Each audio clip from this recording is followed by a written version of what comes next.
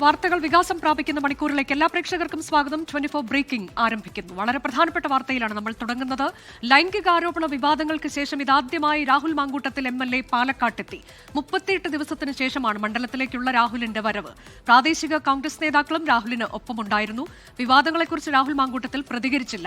എന്നാൽ മാധ്യമങ്ങളെ കാണുമെന്ന സൂചന രാഹുൽ മാങ്കൂട്ടത്തിൽ നൽകി.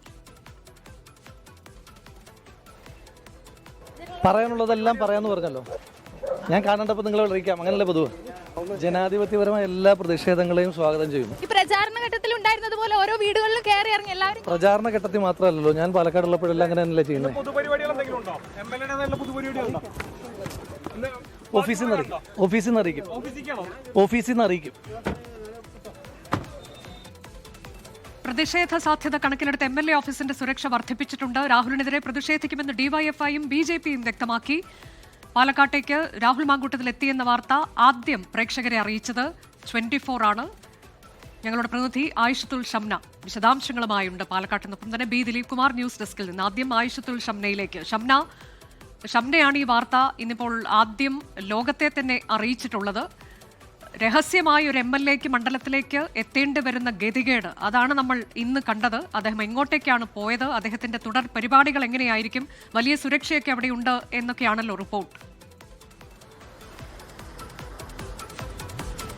തീർച്ചയായും അനുജ, അല്പസമയം മുമ്പാണ് രാഹുൽ മാങ്കൂട്ടത്തിൽ MLA മണ്ഡലത്തിൽ തിരിച്ചെത്തിയത്. 38 ദിവസത്തിന് ശേഷമാണ് ഒരു MLA സ്വന്തം മണ്ഡലത്തിലേക്ക് എത്തുന്നത്. അതും മാധ്യമങ്ങളെ ഭയന്ന് ജനങ്ങളെ ഒളിച്ചൊക്കെ വരേണ്ടി വരുന്ന ഒരു ഗതികേട്. അത്രയും വലിയ ഗുരുതരമായ ആരോപണങ്ങളായിരുന്നു രാഹുൽ മാങ്കൂട്ടത്തിൽ MLAക്കെതിരെ ഉണ്ടായിരുന്നത്. കഴിഞ്ഞ മാസം ഓഗസ്റ്റ് 17-ാം തീയതിയാണ് രാഹുൽ അവസാനമായി പാലക്കാട് മണ്ഡലത്തിലെത്തിയത്. അതിനുശേഷം പിന്നീട് തിരുവനന്തപുരത്തും മറ്റു പൊതുപരിപാടികളിലൊക്കെ പങ്കെടുത്തിരുന്നു. തുടർന്ന് 20-ാം തീയതിയോടുകൂടി രാഹുലിനെതിരെ യുവനടിയുടെ ഗുരുതര ആരോപണം വരുന്നു, വെളിപ്പെടുത്തലുകൾ വരുന്നു. അതിനുശേഷം 21-ന് രാജി ഉണ്ടാകുന്നു. പിന്നീട് രാഹുൽ ഈ മണ്ഡലത്തിലേക്ക് വന്നിട്ടേയില്ല.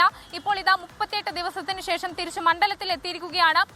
എന്നാൽ ഇനിയുള്ള നീക്കങ്ങൾ എങ്ങനെയാണെന്ന് സംബന്ധിച്ച് രാഹുൽ ഒരു വ്യക്തതയും വരുത്തിയിട്ടില്ല. തുടർന്ന് MLA ഓഫീസിലേക്ക് വരുമോ, മാധ്യമങ്ങളെ കാണുമോ എന്നുള്ള ചോദ്യങ്ങൾക്കൊന്നും കൃത്യമായി ഒരു മറുപടിയും നൽകിയിട്ടില്ല. ഓഫീസിൽ നിന്ന് അറിയിക്കുമെന്ന് മാത്രമാണ് രാഹുൽ പറഞ്ഞത്. ഇപ്പോൾ PJ പൗലോസിന്റെ വീട്ടിലേക്ക് മണ്ണാർക്കാട് തെങ്കരയിലേക്ക് പോയി എന്നാണ് മനസ്സിലാക്കുന്നത്.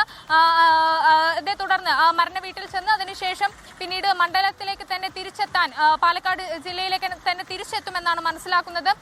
ഒപ്പം തന്നെ ഈ MLA ഓഫീസിന് സമീപം വലിയ രീതിയിലുള്ള പ്രതിഷേധ പരിപാടികളാണ് BJP ആഹ്വാനം ചെയ്തിട്ടുള്ളത്. രാഹുലിനെതിരെ ഗുരുതര ആരോപണങ്ങൾ ഉയർന്ന ഘട്ടത്തിലൊക്കെ BJPയുടെ ഭാഗത്തു നിന്ന് വലിയ രീതിയിലുള്ള പ്രതിഷേധം ഈ MLA ഓഫീസിന് മുമ്പിലും ഒപ്പം രാഹുലിന്റെ വീടിന് മുമ്പിലൊക്കെ നമ്മൾ കണ്ടതാണ്. ഇന്ന് 38 ദിവസങ്ങൾക്ക് ശേഷം രാഹുൽ മണ്ഡലത്തിൽ തിരിച്ച് കാൽ കുത്തുമ്പോൾ അതിനേക്കാൾ വലിയ പ്രതിഷേധ പരിപാടികൾക്കാണ് ഇനി ഈ മണ്ഡലം സാക്ഷ്യം വഹിക്കാൻ പോകുന്നത്. അങ്ങനെയാണ് ഇപ്പോൾ BJP വ്യക്തമാക്കിയിട്ടുള്ളതും.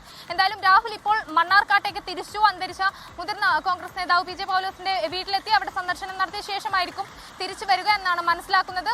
ഒപ്പം നമ്മളുടെ ആവർത്തിച്ചുള്ള ചോദ്യങ്ങൾ, അതായത് ഇത്തരത്തിലുള്ള ഗുരുതരമായ ആരോപണങ്ങളായിരുന്നു ഒരു MLAക്കെതിരെ ഉണ്ടായിരുന്നത്.